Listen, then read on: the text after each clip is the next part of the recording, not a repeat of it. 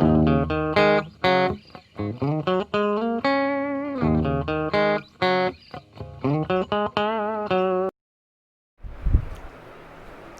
Friends, welcome to our channel analytical hub. जैसे कि हमने फॉरेस्ट रेंजर की सीरीज़ में कल कुछ इम्पॉर्टेंट पॉलीमर्स के मोनोमर को स्टडी किया था और हमने कल नेचुरल रबर के बारे में पढ़ा था। आज हम स्टार्ट करेंगे वल्केनाइजेशन ऑफ रबर। देखिए, स्टार्ट करते हैं। वल्केनाइजेशन ऑफ रबर होता क्या है? देखिए, जब आर्टिफिशियल रबर हो या नेचुरल रबर हो, वो सॉफ्ट और स्टिकी होता है, मतलब बहुत ही सॉफ्ट होता है और स्टिकी होता है। जब ये नेचुरल रबर या आर्टिफिशियल रबर कांटेक्ट में आता है एयर के कांटेक्ट में आता है तो ऑटो ऑक्सीडेशन होता है, मतलब खुद ही ऑक्सीडाइज हो जाता है। जब नेचुरल रबर हो या आर्टिफिशियल रबर हो, एयर के कांटेक्ट में आता है तो ऑटो ऑक्सीडेशन होता है। इस ऑटो ऑक्सीडेशन के कारण आर्टिफिशियल रबर हो या नेचुरल रबर हो, उसकी लाइफ डिक्रीज़ हो जाती है, मतलब वो ज़्यादा देर तक इस्तेमाल किया नहीं जा सकता, इसलिए ऑटो ऑक्सीडेशन की वजह से। फिर जब हमें इस प्रॉब्लम से, मतलब उसकी लाइफ स्पैन बढ़ानी हो रबर की, तो हम क्या करेंगे? तो हम ये नेचुरल रबर या आर्टिफिशियल रबर को सल्फ़र या बेंजोइल पेरोक्साइड के साथ हीट करेंगे।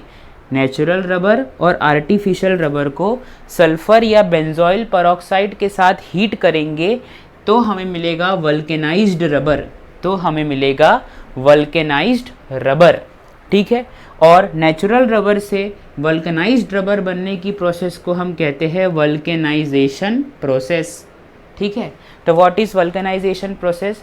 The formation of vulcanized rubber from natural or artificial rubber in presence of sulfur या benzoyl peroxide is known as vulcanization process। यानी वल्केनाइज्ड रबर का बनना नेचुरल और आर्टिफिशियल रबर से, वल्केनाइज्ड रबर का बनना किससे? नेचुरल और आर्टिफिशियल रबर से। किसकी प्रेजेंस में? सल्फर और बेंजोइल पेरोक्साइड की प्रेजेंस में जब हीट करे तो उस प्रोसेस को हम कहते हैं वल्केनाइजेशन प्रोसेस। ठीक है, ये आप नोट कर लीजिए इस स्ट्रक्चर को छोड़ के फिलहाल। ठीक, ओके।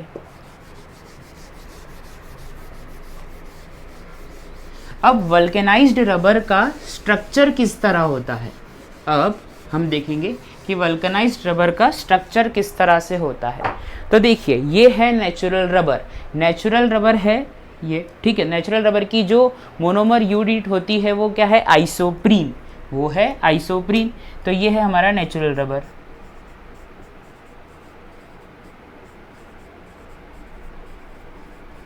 ठीक।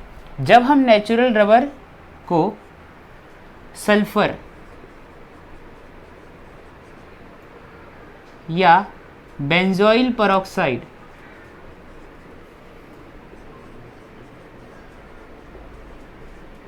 से हीट करेंगे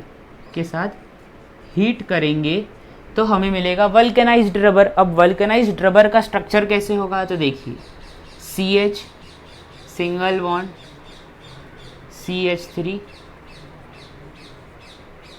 CH single bond CH2, single bond CH3, double bond CH, single bond CH2। ठीक। फिर नीचे CH single bond CH3, double bond CH, single bond CH2, CH3, double bond CH। यहाँ से एक H हटा दिया जाएगा। इन दोनों के बीच में सल्फ़र जुड़ जाएगा और यहाँ पे सल्फ़र जुड़ जाएगा, इस तरह से। तो ये है वल्केनाइज्ड रबर का स्ट्रक्चर। ठीक है, ये है वल्केनाइज्ड रबर का स्ट्रक्चर।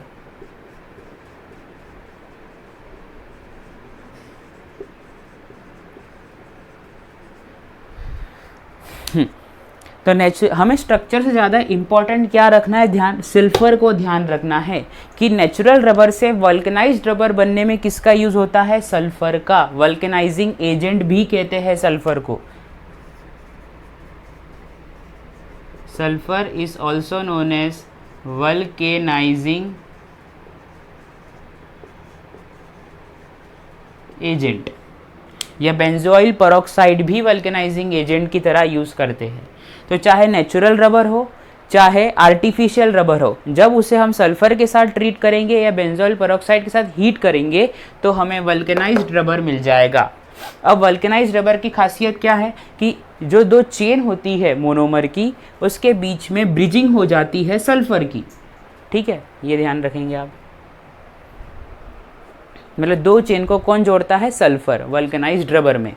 अब वल्केनाइज्ड रबर जब जो देखिए, नेचुरल रबर सॉफ्ट और स्टिकी होता है, तो जो वल्केनाइज्ड रबर होता है हार्ड और लॉन्ग लाइफ स्पैन का होता है। इसकी लाइफ स्पैन ज़्यादा होती है, मतलब ज़्यादा देर तक हम इसे यूज़ कर सकते हैं, पर नेचुरल रबर को ज़्यादा देर तक यूज़ नहीं कर सकते। ये भी लिख लीजिए। ठीक है, अब हम चलेंगे सिंथेटिक रबर को पढ़ने। Synthetic rubber,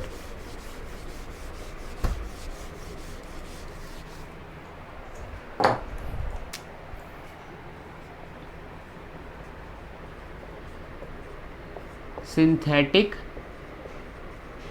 rubber.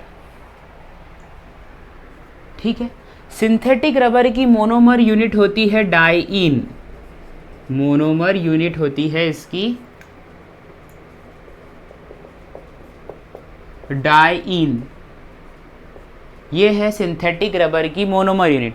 पर नेचुरल रबर की मोनोमर यूनिट क्या थी? आइसोप्रीन। नेचुरल रबर की मोनोमर यूनिट ये थी, आइसोप्रीन। पर सिंथेटिक रबर की नेचुरल यूनिट मोनोमर यूनिट है डाइईन। ये आप ध्यान रखेंगे। तो बनेगा कैसे सिंथेटिक रबर? ये n टाइम्स ले लीजिए आप इसे। ठीक है, तो ये बनेगा कुछ इस तरह से।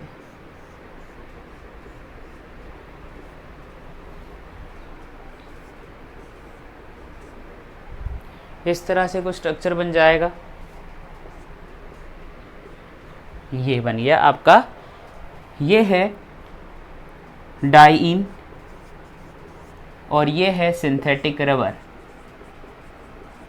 Synthetic rubber.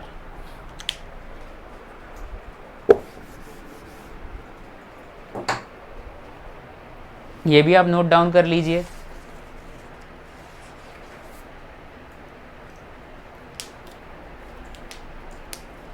आ जाइए, अब हम पढ़ेंगे टाइप्स ऑफ सिंथेटिक रबर। अब हम पढ़ेंगे टाइप्स ऑफ सिंथेटिक रबर।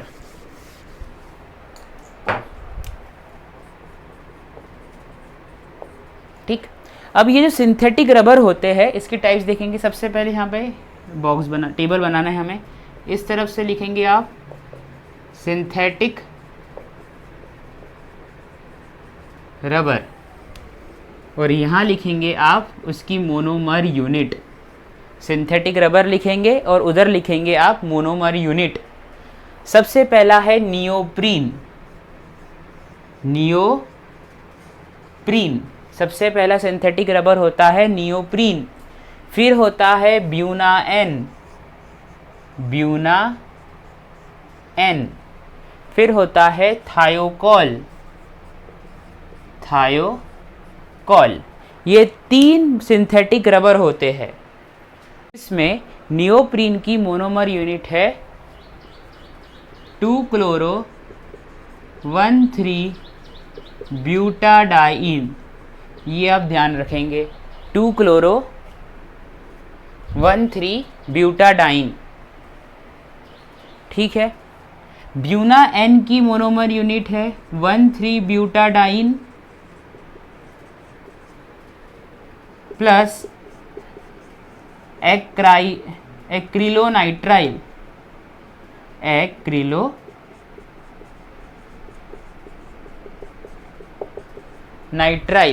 ये भी आप नोट डाउन करेंगे।